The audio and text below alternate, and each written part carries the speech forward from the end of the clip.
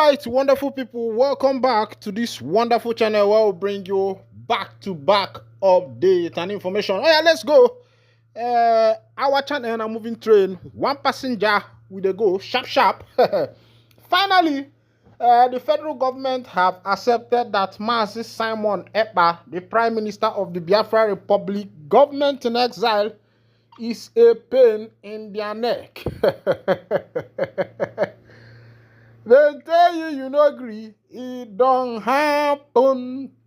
As it be, the federal government don't agree, say, the Prime Minister of the Biafra Republic government in exile, Mazi Simon Ekpa, one joko, that he is a pain on their neck, because they never wanted to accept, but as it is, they don't accept them small, and some people don't talk now, some Igbo prominent men and billionaires are saying government, the best solution to this thing is to release Mazi Nnamdi Kanu. They say that Mazi Nnamdi Kanu is the only way and solution to sort out this matter. Meanwhile, let's go down to the full detail of the information, make you see waiting the sub there. They say even this Simon Ekpa that is a pain in the neck of the government, Kanu can take care of him, Chief Okorie said. According to a report from the Sun News, Chief Chekwas Okorie, chairman of the Board of Trustees of All Progressive Alliance APGA, has once again called for the release of Nnamdi Kanu, the leader of the indigenous people of Biafra, as a significant step towards addressing the unrest in the southeast region of Nigeria. In an interview, Okorie discussed various national issues and the internal crisis affecting APGA, but emphasized the critical importance of Kanu's release and restoring peace in the southeast. Okorie, a vocal advocate for Kanu's release, believed that freeing the IPOB leader could significantly de-escalate tensions in the region. Releasing Nnamdi Kanu will reduce the tension in the southeast by almost 70%, Okorie said. He urged that many criminals and hoodlums in the area are exploiting Kanu's continued detention as justification for their action, claiming that their leader is being unfairly incarcerated for simply protesting and conversing for the liberty and freedom of his people. Okorie noted that Kanu's detention has garnered widespread sympathy and support from various sectors of Igbo society, including traditional rulers, state governors, clergymen, and community leaders. All the traditional rulers are pleading for his release. The governors of the 5 states of the region have put in their words for Nnamdi Kanu to be released. All the clergymen, bishops, and town union presidents have put in words for his release, he said.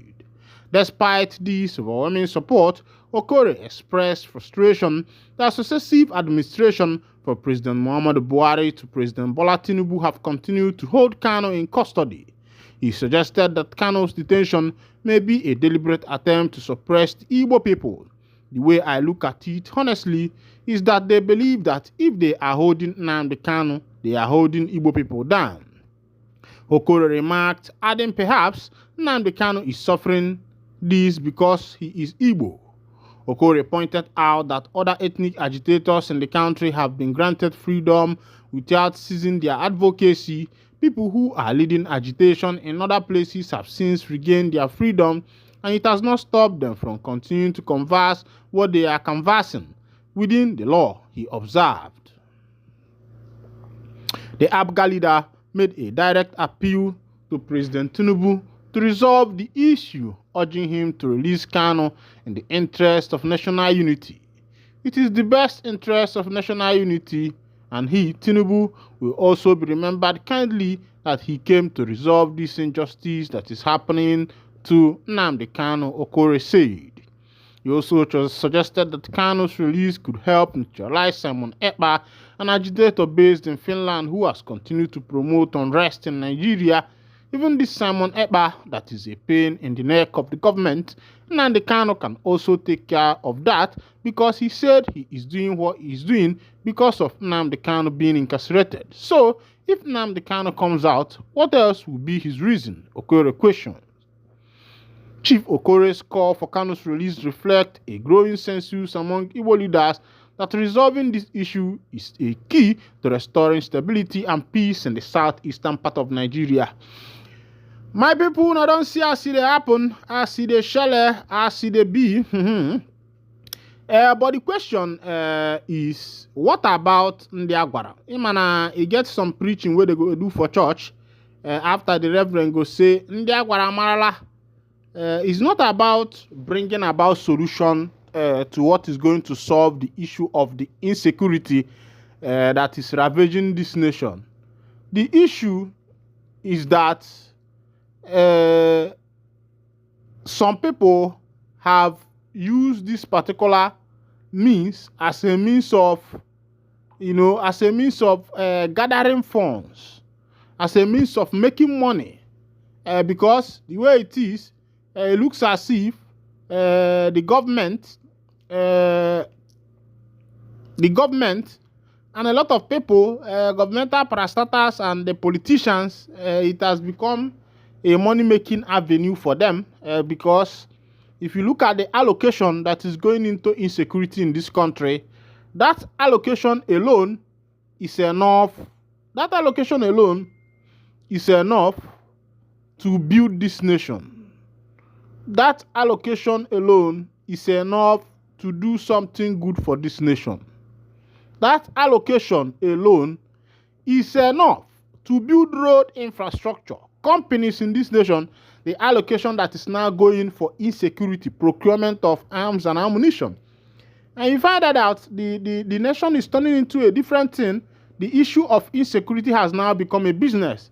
So when you are now telling the government to make sure that this person is released, it will be as if you are doing yourself a bad favor because I don't think that anybody would want to,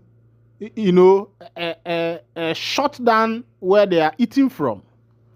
Nobody would want to shut down where they are eating from, because it has become an open avenue for making money with other people's blood. Meanwhile, it is only God that will judge.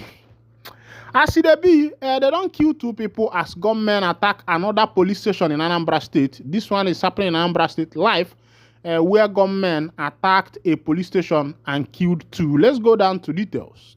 Gunmen said to be in their numbers again on Monday attacked Umunze police station in Anambra State, killing two operatives in the process.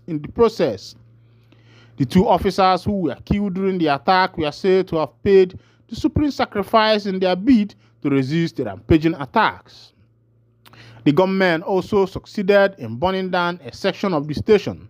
Meanwhile, the joint security forces, comprising of the police, army, navy, civil defense, and other security agencies, have recovered 5 unexploded improvised explosive from the scene of the crime. The police public relation officer for Anambra Command, Tochukwu Ikenga, reviewed this in a statement.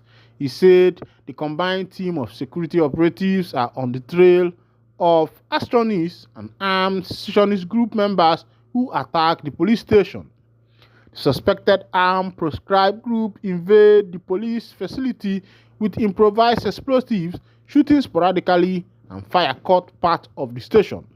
Unfortunately, 2 of the people operatives on duty during the gun battle in a bid to resist the assailants from causing more havoc paid the supreme price. Their bodies have been recovered and taken to the morgue. Meanwhile, the Commissioner of Police, CP Nange Obono Itam, visited the scene on a SPAT assessment to reinforce and reassess security deployment. Calls on anyone who has any information that will aid the investigation to come forward, Ikenga said.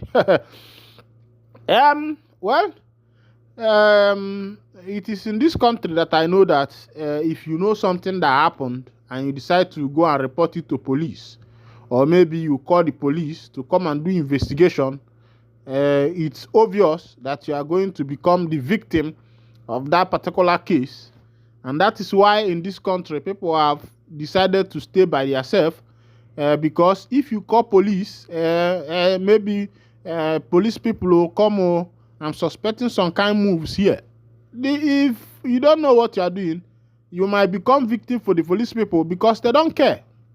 They don't even care what happens to you. One thing is that they will hold you captive and make sure that they finish your money. And that is what everybody is afraid of, because nobody wants to make money and waste their money. Everybody wants to make money and stack it for themselves and use it for something good. But as it is, my people, if you try for this country to say you want to go and help the police people to go and be doing one thing or the other, my brother, you do your own, though. You know, Shelley. Meanwhile, they say the IGP of police don't come check that matter. Say in go they carry some mouth chook inside, make they know how they go build up security. The issue is that it shouldn't be in a bumpy. And sometimes I wonder, all this task force, all this joint force and the rest of them, what is even their work when they are always there and things are being destroyed? But when it comes to arresting innocent citizens, naming the Yahoo boys and the rest of them, taking money from motorists and the rest of them, you see them acting very fast. Meanwhile, this is where I'll be winding down the curtain. Thank you for listening. God bless you.